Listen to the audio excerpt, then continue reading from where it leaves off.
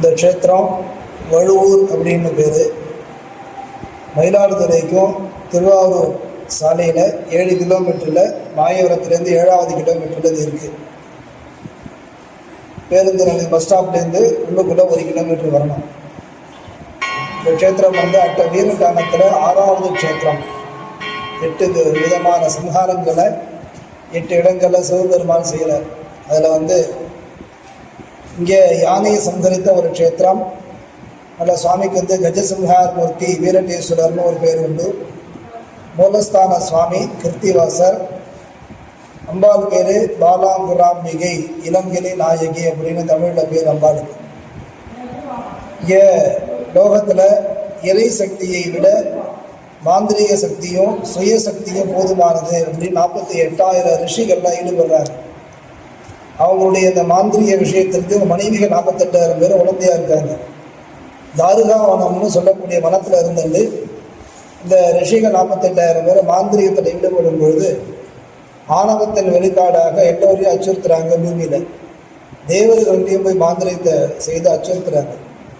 அப்போ சிவபெருமான் பிக்ஷாடனர் சொல்லக்கூடியதான மாறுவேஷம் எடுத்துக்கிறார்.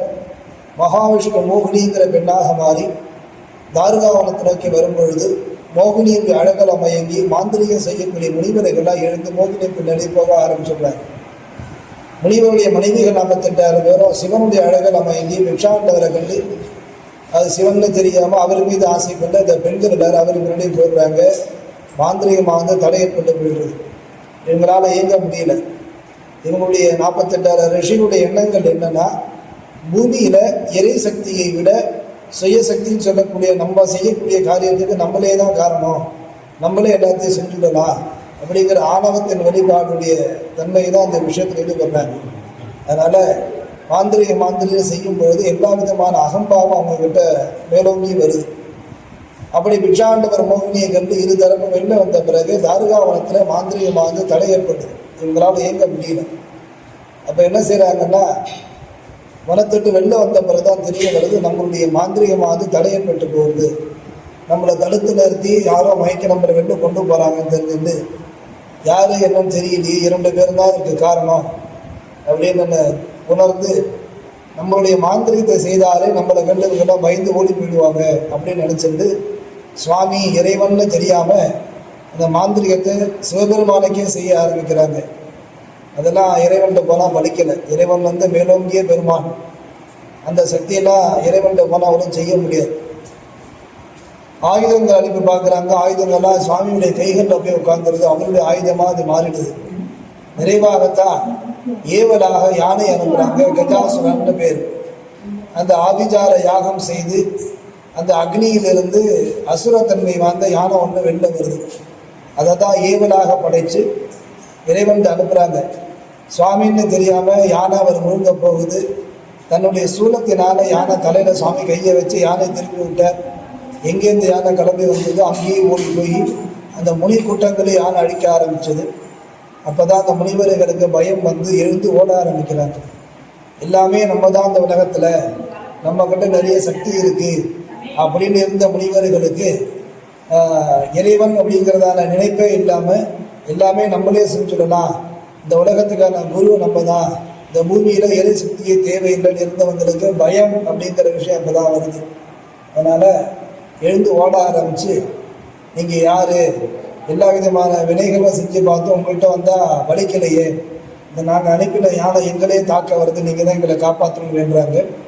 அப்போ யானைக்குள்ள சிவபெருமான் குழந்தையாக போய் மறையிறார். உலகமானது இருந்து போகிறது.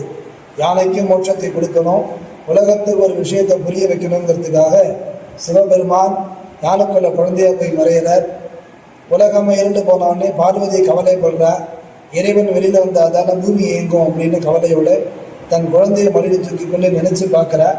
நினைத்த மாத்திரத்தில் குழந்தையாக போன சுவாமி யானைக்குள்ளேருந்து யானை கீழ்த்து கொண்டு யானைத்தோலை கோர்த்தி கொண்டு நடனம் ஆடிட்டு சாமி வெளில வர்றார்.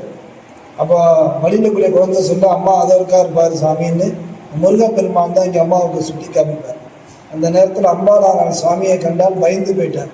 உக்கிரமான மூர்த்தியாக இருக்காரா சிவபெருமான். குழந்தையாக போன சுவாமி யானை கீழ்ச்சியை வெளில வரும்போது கஜசம்ஹார மூர்த்தியாக தாண்டவத்தாளிட்டு வெளில காட்சி அளித்தார். அதுதான் வேழம் முறித்து உமை அஞ்ச கண்டுன்னு தேவார வாக்கியம். வேழமுறுத்த பெருமானை பார்க்கறதுக்கு உமாதேவிக்கு அச்சமாக இருக்கா.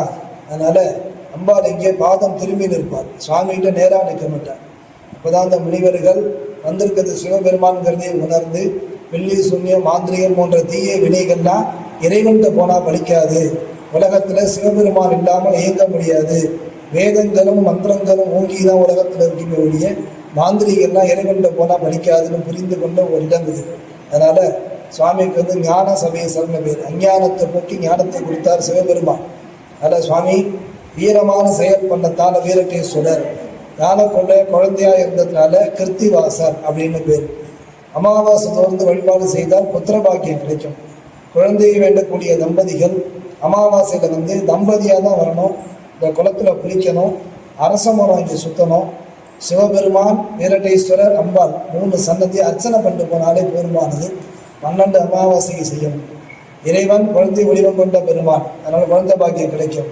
பார்வதி மனித முருகன் பெருமான் குழந்தை, ஒரு குழந்தை பாக்கியத்தை அம்பாள் கொடுப்பார். இளங்கிளை நாயகின்னு அம்பாள் பேர், இளம் கிளைகளை தருபவர். அதனால் 3 அர்ச்சனை செஞ்சுட்டு வரக்கூடிய காலத்தில் குழந்தை பாக்கியம் கிடைக்கும். கேட்ட நட்சத்திரக்காரங்களுக்குள்ளான ஒரு வழிபாட்டு கோயில் இது. அமாவாசையில் பிறந்திருந்தால் அந்த தோஷத்தை போக்கக்கூடிய ஒரு க்ஷேத்திரம் இது. அதே போல் மாந்திரிகத்துக்கான பரிகாரம் அப்படிங்கிறதுல இங்கே எதுவுமே கிடையாது. இறை வழிபாடுகளை மட்டும்தான் செய்து கொடுப்போம். இந்த சுவாமிக்கு பின்னாடி ரகசிய சக்கரம்னு எந்திரம் உண்டு. இந்த எந்திரத்துக்கு ருத்ர திருசதி அர்ச்சனை செய்து சந்தனம் வச்சு பூஜை பண்ணி திருப்பி சந்தன பிரசாதம் கொடுப்போம். 5 அர்ச்சனை பண்ணக்கூடியது அதுக்கு. அதே போல் எல்லா விதமான கஷ்டங்கள்னு விடுபடணும். அதாவது நமக்கு எதிரிகள் நிறையாவே இருக்கு, தொழிலில், உத்தியோகத்தில், குடும்பத்தில் இந்த மாதிரி சத்துருக்கள் நிறையா இருக்குன்னா இங்கே இருக்கக்கூடிய வீரட்டேஸ்வர பெருமான வழிபாடு செய்தாலே அந்த தானாகவே நம்ம விட்டு அவங்கெல்லாம் விலகிடுவாங்க. ஏன்னா சிவபெருமான் தான் அந்த உலகத்துக்கான எதிரின்னு நினச்சிட்டு மாந்திரிகத்தை செய்தார்கள். அதெல்லாம் சுவாமிகிட்ட போனால் படிக்காமல் செஞ்சவங்கள்டே திருப்பி போச்சு. அதுபோல் நம்மளை கண்டாலே விலகக்கூடியதான தீய வினைகளை விலகணும் அப்படின்னா சிவபெருமானை கும்பிட்டா மட்டும்தான் அது முடியும். அதுக்கான ஒரு க்ஷேத்திரம் தான் இது. அதனால் அமாவாசை பொதுவாக விசேஷம். எந்திர பூஜைங்கிறது தினசரியே செய்யக்கூடியது. காலையிலேயே செய்யலாம், மாலையிலேயே செய்து கொடுப்போம். முன்கூட்டியே சொல்லிட்டு வரணும். அதற்கு இந்த கிராமாந்தரமான ஒரு பகுதி, பூஜைக்குண்டான பொருட்கள்லாம் வெளியிலாம் அதை தயார் பண்ணணும். அது மட்டும் இல்லை, இந்த க்ஷேத்திரம் வந்து பார்த்தீங்கன்னா கிழக்கு நோக்கிய சன்னதி. சிவபெருமானுக்கும் நந்திக்கும் நடுப்புற குளம் இங்கே தான். ரொம்ப உன்னதமான ஒரு தீர்த்தம், சுவாமிக்கு நேராகவே இருக்கக்கூடியது. பஞ்சபிரம்ம தீர்த்தம் அப்படின்னு பேர். சனீஸ்வர பகவானுக்கு கால் ஒன்று ஊனம், அந்த ஊனம் ஏற்பட்ட க்ஷேத்திரம் இதுதான்.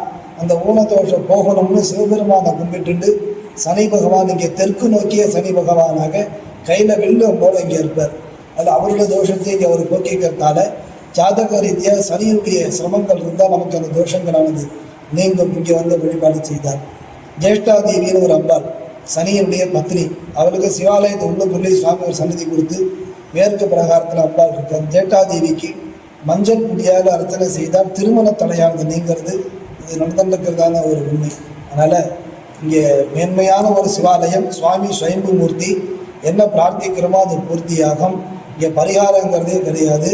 இறை வழிபாடுகள் செய்ய செய்ய நம்மளை காவந்து பண்ணிக்கக்கூடியதான ஒரு புண்ணியமான ஒரு க்ஷேத்திரம் வழுவூர் அப்படின்னு பேர் இந்த க்ஷேத்திரத்துக்கு பேர். சரிங்க, ரொம்ப நன்றி. நன்றி. நான் உங்கள் சக்தி உமா.